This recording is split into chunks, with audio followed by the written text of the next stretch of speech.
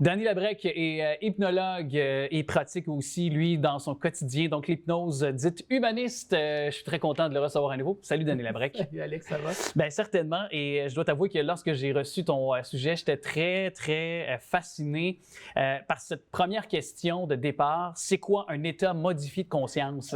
L'état modifié de conscience, c'est vraiment ce qu'on utilise dans l'hypnose. Donc, l'état modifié de conscience, pour nous en hypnose, c'est ce qui permet d'accéder à l'inconscient. C'est-à-dire qu'on ne peut pas le faire, on va dire, dans un état normal. On compare ça à un état ordinaire de conscience. Donc, si je peux te donner un exemple d'un état, mettons, c'est quoi la différence entre un état ordinaire de conscience et un état modifié de conscience? Imagine que l'état ordinaire de conscience, c'est comme te promener dans une ville, comme te promener dans ton quartier, les choses sont connues, c'est ton état de veille, les choses sont à sa place, le temps coule de manière normale. Et puis, un état modifié de conscience, ce serait comme si tu prenais une promenade en forêt. Et là, évidemment, les perceptions peuvent changer. Le temps s'écoule différemment aussi. C'est sûrement déjà arrivé que le temps te semble plus long ou que le temps passe trop vite. On en jase-tu? Non, on n'ira pas là, on n'ira pas là. Donc, c'est ça qui arrive. Donc, on a besoin d'accéder justement à l'inconscient et on produit, on va dire, on provoque un état modifié de conscience avec justement ce qu'on appelle l'état de transe. Puis cet état de transe-là, c'est pour vous par des méthodes. Là. Je veux dire, vous avez différentes méthodes pour peut-être l'expliquer concrètement aux gens, parce qu'il y en a qui pensent encore que c'est de l'ésotérisme, là, vos manœuvres. Là. Non, ce sont des manœuvres qui sont très logiques. C'est quelque chose qui fait en sorte où ce qu'on va, pour créer un état modifié de conscience, on va créer des phénomènes comme de la confusion, on va faire en sorte que la personne puisse tranquillement aller se dissocier. Donc, ça serait comme si on se parlait longtemps, puis à un moment donné, on arrête d'écouter la personne, on est ailleurs dans nos pensées. Donc, on devient... Donc, un TDA peut le vivre aussi, non? Absolument. Oui, tout à fait. On va le faire en parlant avec la personne, en s'adressant à sa partie inconsciente. Donc, il y a toutes sortes de techniques pour le faire. Donc, on appelle ça, dans notre jargon, provoquer un état, induire un état de transe, justement pour arriver à faire en sorte que la personne puisse basculer dans cet état modifié de conscience, comme on fait à chaque jour, à chaque nuit. Quand on se couche le soir, on ferme nos yeux. Éventuellement, on bascule dans un état modifié de conscience, par exemple, qui serait le sommeil. Donc, ça, c'en est un aussi. C'est pas notre état d'éveil par définition. Oui, c'est ça, par définition. Mais il y a aussi cet état dit augmenté de conscience. Oui.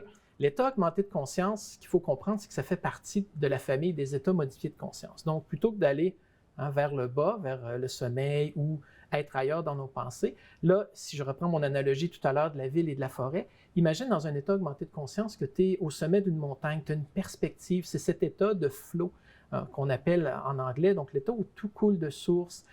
C'est les états aussi qu'on a, les gens qui sont dans une grande spiritualité, on appelle ça des états d'éveil, qui sont là comme si ils étaient hyper présents à l'expérience qui est là. Et ça aussi, c'est pas un état normal du quotidien de tous les jours, à moins d'être quelqu'un qui a atteint cet état-là permanent. On ne se promène pas dans la rue comme ça. Donc, on le fait et ça nous permet aussi d'accéder à l'inconscient. Donc, ça, c'est l'état, nous, qu'on privilégie, par exemple, dans l'application de l'hypnose humaniste. Et les autres types d'hypnose qu'on en a parlé, eux vont privilégier ce qu'on appelle un état modifié de conscience de base. Mais est-ce qu'on peut, comme tu disais, exemple l'hypnose humaniste ou les autres, donc par le passé, les récentes chroniques qu'on a abordées, les autres façons d'intervenir concernant l'hypnose, mais est-ce qu'on peut soulager le client de la même façon? Oui. Est-ce que pour les mêmes besoins, si jamais moi j'ai des problèmes, par exemple, de consommation, par exemple, ou j'ai un deuil à faire, est-ce que même si mes besoins sont différents pour d'être soulagé, est-ce que vous allez préconiser quand même l'état de soit augmenté de conscience ou, par exemple, l'état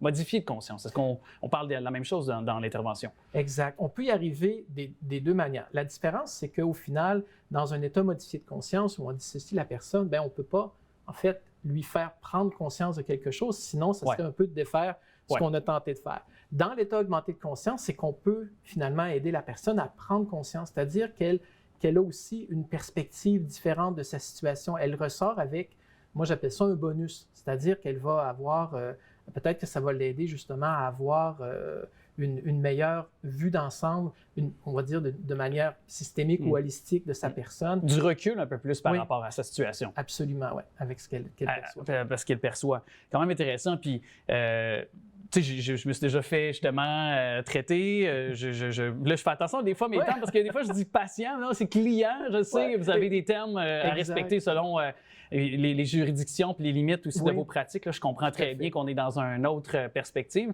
Mais puis, je ne veux pas me faire nécessairement l'ambassadeur, là, mais pour moi, ça a été heureux comme circonstance. Puis, j'étais dans une situation, dans un état modifié augmenté de conscience. Oui. Augmenté de conscience. Et pour moi, j'ai toujours quand même gardé mes repères, dans le sens que j'ai quand même toujours resté bien à terre, dans le sens que je savais carrément qui j'étais, où j'étais, pourquoi j'étais venu, par exemple, consulter. Donc, tu sais, j'ai quand même jamais quitté non plus là, la pièce, entre guillemets, je vais dire ça comme ça, ou mon environnement où j'étais. Puis ça, c'est important peut-être de rassurer les gens. Là. Oui. Parce que je pense que des fois, il y a encore à tort des gens qui voient ça peut-être d'un mauvais œil, j'oserais dire. Là. Mais oui, c'est justement une des questions qu'on a en hypnose, c'est que les gens ont peur de perdre le contrôle ou ont peur d'être contrôlés en quelque sorte. Dans les états augmentés de conscience, en fait, c'est tout le contraire. On redonne le contrôle à la personne, c'est elle qui fait. Et le rôle de l'hypnothérapeute, c'est d'être un guide, un pédagogue. C'est un peu être ce fameux guide sur la montagne pour aider les gens à voir ça. C'est ça. On nous pose des questions. Oui, exact. C'est ça, beaucoup de questions. Puis évidemment, si la réponse vient de nous, c'est à nous de... c'est une sorte de relation, le temps d'une heure ou deux avec notre hypnologue. Alors, très intéressant. Puis... on pourra bientôt se retrouver, mon cher Danny. Merci beaucoup à toi d'être passé. Un grand plaisir. Merci, Alex.